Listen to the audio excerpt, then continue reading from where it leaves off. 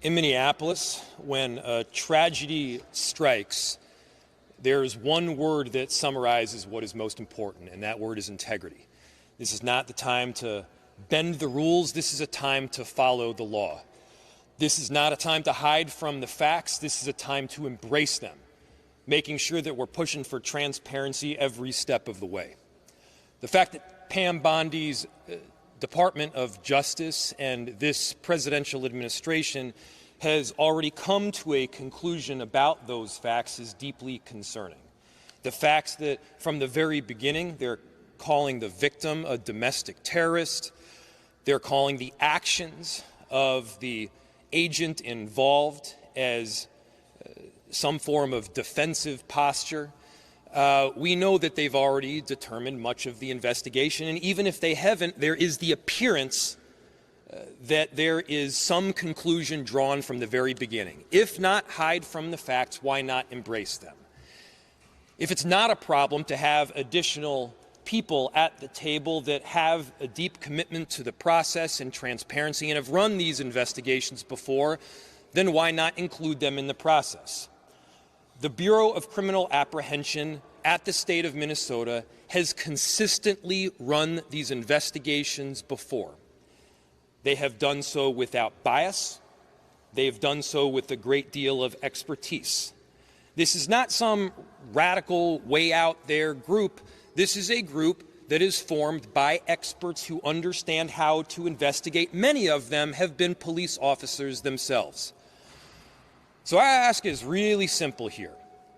Our ask is to embrace the truth. Our ask is to include the Bureau of Criminal Apprehension in this process because we in Minneapolis want a fair investigation. Is it deeply concerning that this administration from the very get-go is drawing the conclusion that they may ultimately come to? Of course it is. And if you got nothing to hide from, then don't hide from it. Include local experts in the process. We got nothing to hide from here. All we want in Minneapolis is justice and the truth.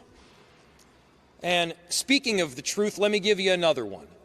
I have heard countless people talk about Minneapolis, many of them who have never been here, as some form of post-apocalyptic hellscape, as a place that is dangerous. Well, let me give you a statistic. 50% of the shootings that have happened thus far in Minneapolis this year have been ICE. In other words, we've only had 2 shootings. One of them has been ICE. We are a safe city. ICE is making it less so. We are a city of unity, but ICE is trying to divide us and tear us apart. For every one of the people that you see standing here behind me, they have more than 1,000 people behind them. They have people that are committed to their neighbors, committed to integrity, committed to justice, and committed to getting the truth. We will not back down from it. That's right. Among those that won't back down from it is the person who I'm about to introduce. His ward is right on the borderline of where this particular shooting happened, and that is Councilmember Jason Chavez. Would you please give him a warm round of applause?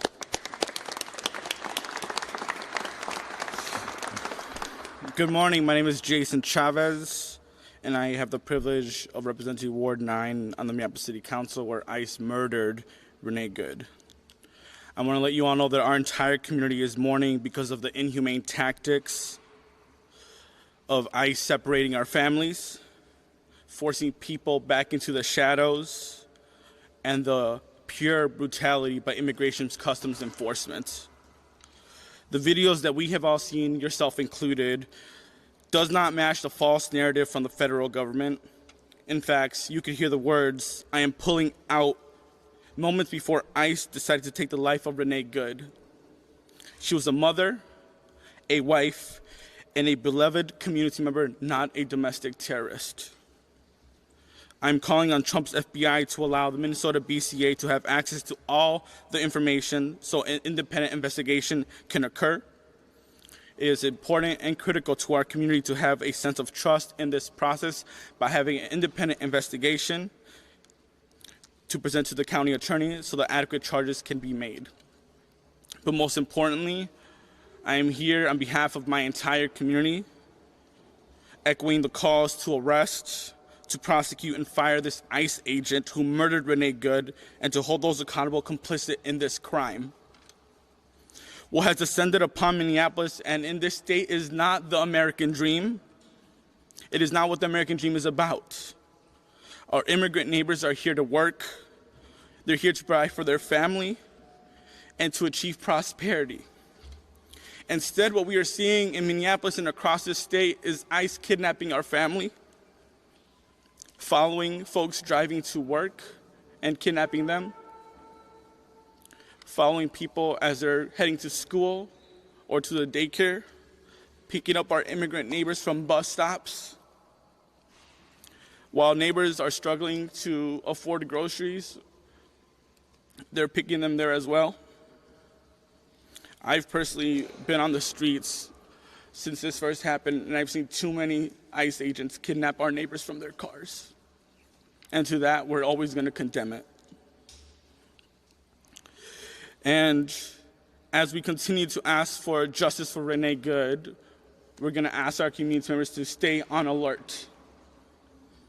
As a proud son of Mexican immigrants, I ask Minneapolis and Minnesota to rise up, to do everything in their power to defend our immigrant neighbors, to continue to observe the illegal actions by ICE, to blow your whistle when you see immigration enforcement in your neighborhood, to get trained on rapid response so you can educate your neighbors on what is happening on your block, to provide rides to your immigrant neighbors who need to go to work, who need to get groceries, who need to see their children come back home safely, to help your immigrant neighbors move their cars during snow emergencies, because what we are seeing is many of our immigrant neighbors being picked up simply by moving their cars. To help your neighbors take out the trash, because there are many reports of neighbors being kidnapped while they are taking their trash out. To support our immigrant-owned businesses, to drop off groceries to our children, mothers, fathers, our community members that are starving, and to let know that ICE is not welcome in this city and in this state. And lastly, we're here to demand justice for Renee Good.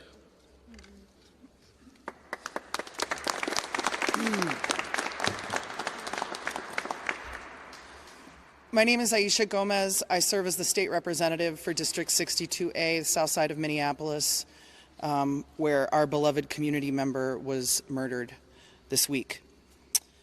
I'm so grateful to Councilmember Chavez for explaining this moment to us and calling on us as a community into this struggle that our neighbors are facing. With respect to the investigation into this shooting, there's really only one question in front of us. Are we going to design a process that's legitimate or not? In 2020, the state legislature created the Force Investigations Unit after the murder of George Floyd, which happened right around the corner, 7 or 8 blocks away from where Renee Good was murdered. This unit was established after a long process of looking into what are the best practices when there is an officer-involved shooting. We learned a lot about this in 2020 in Minneapolis, unfortunately. One of the things that we learned is that if you actually are interested in public safety, if you actually are interested in the legitimacy of a law enforcement force in your community, then you must be invested in accountability, in transparency, and in fair investigations when bad things happen. That's right. And so that's the question in front of us. Do we want a legitimate investigation? that pulls in the professionals of the Minnesota Bureau of Criminal Apprehension who are trained to do this, who have done this over and over, who have the kind of local connections and local legitimacy that the FBI could just never have because they don't have that kind of presence here? Or are we going to have a discredited farce of an investigation?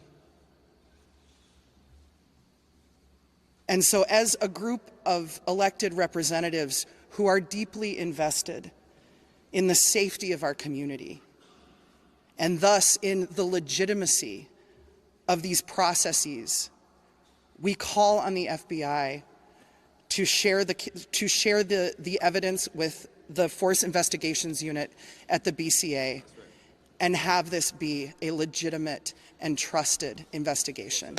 Thank you.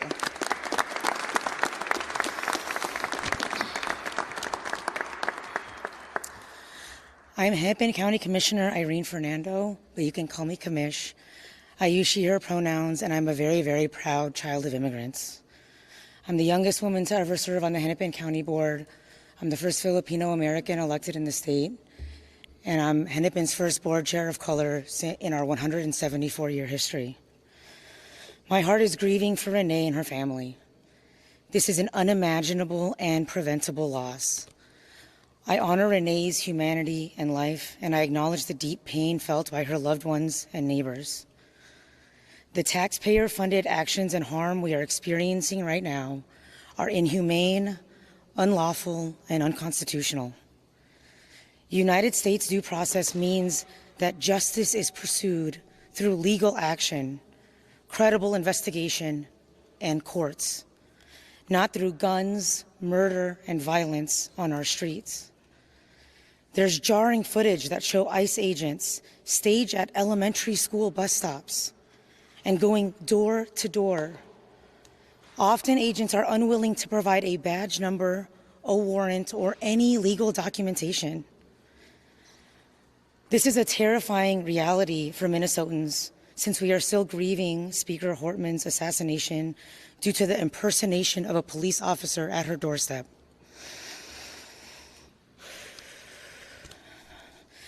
Our community has experienced a national spotlight with law enforcement shootings, which required significant change and reform on how such cases are examined, investigated, and communicated to the public. It is critical for our communities to have some sense of trust in the process in order to meet the standards set by Minnesota law and resident expectations. This is why we're calling on the federal government to cooperate with a joint or independent investigation conducted by the Minnesota Bureau of Criminal Apprehension. The thought is that they would do this together, but if for some reason that is not possible, please allow shared evidence for a parallel investigation. The Minnesota BCA is the only nonpartisan state agency equipped to investigate robustly and effectively, in part due to their establishment of the Force Investigations Unit. They have the expertise, they are equipped, and they are ready to pursue justice on behalf of Minnesotans. Alongside their own investigation, the BCA, alongside the federal investigation, the BCA can and should conduct this parallel process, which means full access to the information, evidence, and case file. Because in Minnesota, we expect that investigations are completed by the BCA to then get reviewed by the county attorney to determine if the use of force was appropriate or not. We have a process here to review force. We have full trust in this process and in the county attorney to do the objective review needed based on the facts and Minnesota law.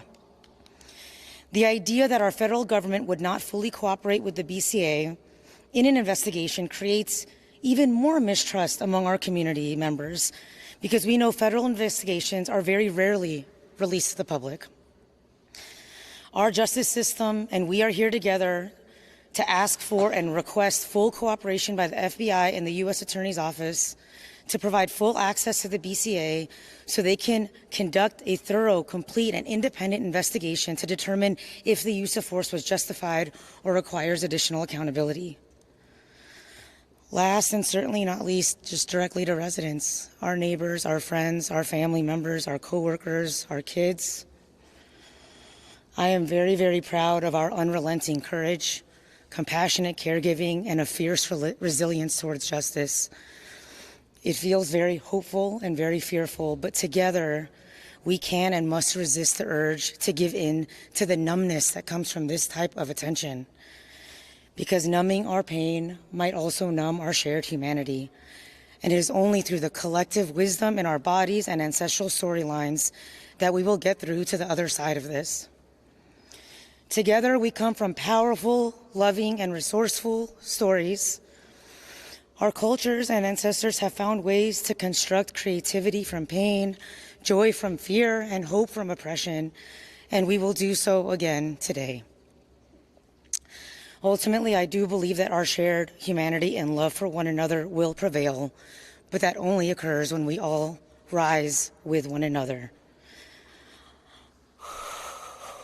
Leading with integrity, caring for one another with dignity, and fighting for our shared humanity without apology.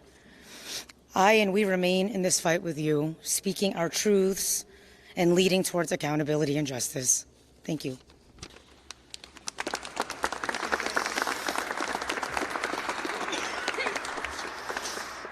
Good morning, everybody. I am State Senator Zaida Mohammed. I think I speak on all of my colleagues, especially colleagues in the Senate, when I say we are here on behalf of Renee Nicole Good, a beloved wife, mom, daughter, and neighbor who was needlessly and brutally taken from us in Minneapolis streets on Wednesday morning. That night, thousands of us gathered at the site to grieve the loss and to mourn Renee and to rally for justice. Everything I have learned about Renee, about her humanity and compassion, tells me she would have been there with us, speaking truth to power and turning pain into poetry. This federal government has given us too many reasons to not trust them to do the right thing. There are thousands of agents were sent here under a false pretense in the minutes after an agent, and the minutes after an agent's shot, they refused to render aid. And their leaders have used every opportunity since this tragedy to lie about the facts, to lie about Renee, and to blame her for her own murder. There were many witnesses to Renee's murder, and the horrific videos we have seen make us all witnesses. This was a crime in broad daylight, and the attempt to cover it up is another. Renee is owed the same rights we promised to every American: due process, respect, and truth. We know what we saw, and everything short of a full and an honest investigation is an insult to her memory. Everything she stood for, and everything we stand for as Americans. At 10 o'clock today, we will honor the life and legacy of Renee Nicole Good with a moment of silence. Every moment before that and every moment after that, we will honor Renee by remembering our neighbor and calling for justice at the top of our lungs. And with that, we will take questions. Josh Einiger from MS Now. Yesterday, at her event in New York, the Homeland Security Secretary was actually asked specifically about the information sharing and the ability for locals to take some sort of investigative role here. And her answer was basically, well, they refuse to investigate illegal immigration, so why should we let them do that? I guess I'm wondering, if that continues to be the answer to public pressure, are there legal remedies at the city, the state, the county attorney level that would allow an investigation at the local level somehow? So the question stemmed from an answer from a press conference that happened in New York City just yesterday, where it was asked, what is the general process for doing this? Are there legal remedies that are available at the city, county, state level, et cetera, where we would have the ability to move forward with either some form of investigation or prosecution? First, there is some precedent that is important here. There have been instances in the past where there was some form of shooting or an officer-involved killing that took place by federal agents or U.S. Marshals or beyond that did have local and state entities in control. By the way, we're not even talking just about full control here. We're talking about being at the table. We're talking about an investigation that includes the Bureau of Criminal Apprehension. And for those that may say that we have a predetermined outcome, we are not the ones that are conducting the investigation. The investigation would be conducted by the Bureau of Criminal Apprehension. They are well equipped to do it. They have a long track record of doing thorough investigations and, by the way, coming to results that both saw culpability and a lack thereof. As far as the legal mechanism to do so, I'm not going to jump the gun here and give you a mechanism to prosecute through the county or the state before we actually know what that legal remedy looks like. But I can assure you there is potential there that is available. Mr. Mayor, Go here and you there. talked about the presumptive determinations that you feel like the administration has made. They've also been saying, kind of looking ahead to the weekend, what do you make of the administration saying ICE operations will continue? They're sending Border Patrol agents in, effectively doubling down in the wake of this. Well, I think what this does ultimately is expose the truth. What did they say when they came in here? What has this administration stated as their reason for coming into cities around the country? The reason that they've stated, safety, driving down crime. We'll let our statistics speak for the trajectory. They are clearly driving crime up. Up until last night, we hadn't had any shootings in this city other than ICE. Our city is safe. Our city is welcoming. They are making it less so. And so it is a massive issue that they continue to exert their presence in Minneapolis and beyond. By the way, it's not just our city that is feeling the impact. I know that there are a number of legislators behind me that can speak to that. This administration has also said that they're very pro-business. That's also garbage. I don't have a specific statistic other than anecdotal evidence to point to, but they have had a massive and detrimental impact on a number of corridors throughout our city, including like 80% reductions in customer base along East Lake Street and many other corridors throughout the city. And so bad for business, bad for safety, bad for unity, bad for democracy, and bad for this republic. We want them out. Let's go over here and then go over there. If there is no full independent investigation of this shooting, what will the effect of that be? So the question is, if there's no full independent investigation of this shooting, what will the effect be? I mean, I think it further undermines trust in government. You know, the quickest way that you erode trust in government is to refuse to enforce and hold accountable people on laws that you pass. There are laws that are around this. There are standards that are around this. They should have no concern about having a full and transparent investigation here. See where that investigation leads. Look at the facts, collect the evidence. And the fact that they are for some reason concerned about having other, by the way, police involved, other law enforcement involved through the BCA, that is wildly concerning. We're not asking to be at the table in this investigation here. We do think that people that have some willingness to see things clearly are. The Vice President J.D. Vance said yesterday, who blamed the victim, but also accused the media of lying about what happened. But your reactions? Well, I think we got to get to a point here where we're not trusting everything that they're saying, and I think you guys they're there at this point. I mean, I think he also asserted that because you work at the federal government, that you somehow have absolute immunity from committing crimes. That's not true in any law school in America, whether it's Yale or Villanova or anywhere else. That's not true. If you break the law, if you do things that are outside the area of what your job responsibilities require, and this clearly seems to be at the very least At the very least, this is great. At the most is what you heard people say back here. This is a problem and it should be investigated. Yes. News Nation, a couple of questions for you. First, have you heard personally anything from the Trump administration or the president himself? And also, the administration has pointed to some of your comments right after the shooting as turning up the temperature in this city. Yesterday, we did see some protest that, turned volatile at times. There was pepper spray, there was tear gas. Do you stand by your statements to telling ICE to get out? They stand by their statements. Do you stand by your statements? Yes. I stand by my statements. We stand by our statements. I'll look back to what I said. What I said was it was reckless abuse of power. Yes, it was a reckless abuse of power. I said that what the narrative that the administration was pushing in the immediacy following this shooting was garbage and false and BS. It was. I stand by every one of those. And, this notion of inflammatory comments, I mean, come on, guys. I dropped an F-bomb. They killed somebody. Which one of those is more inflammatory?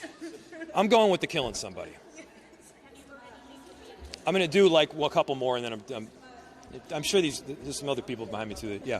Donald Trump has said that it's clear that Renee Nicole Good was not just trying to run this officer over, that she actually ran him over. J.D. Vance has promised this officer absolute immunity in this case. Is there any hope of an independent investigation Yeah, that while they're seems, in charge? the way you put it, it's pretty grim. What you just said, and I think, to repeat for everybody, Donald Trump said that Renee ran the ICE agent over. Don't take my word for it. Don't take their word for it. Watch the video from every single angle.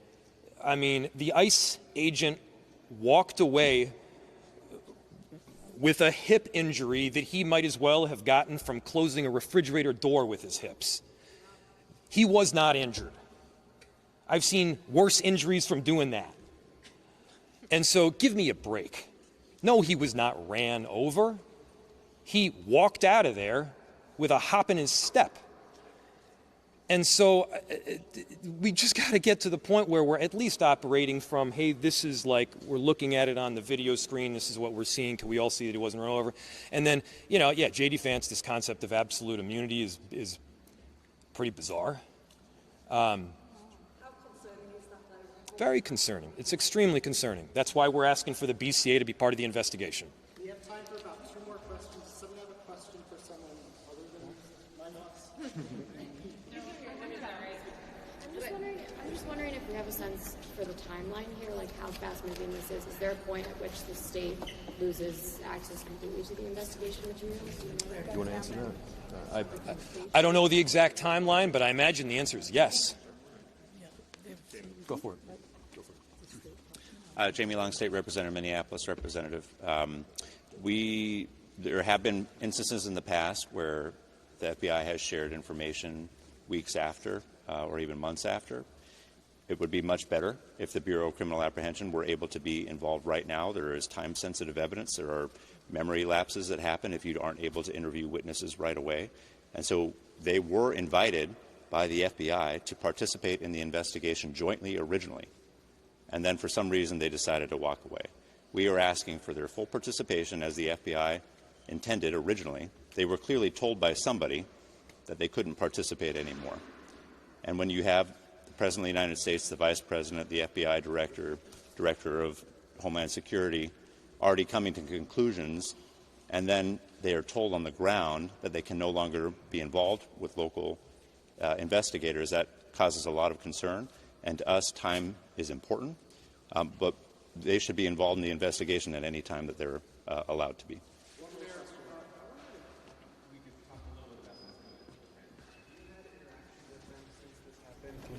Can you describe that or talk a little bit about that? So the question is whether I can talk or describe about interactions with Ms. Good and who she was as a person. It would be completely inappropriate for me to do so because there are other people that really knew her, and I did not. Thanks, everyone. Appreciate it. Thanks, everybody.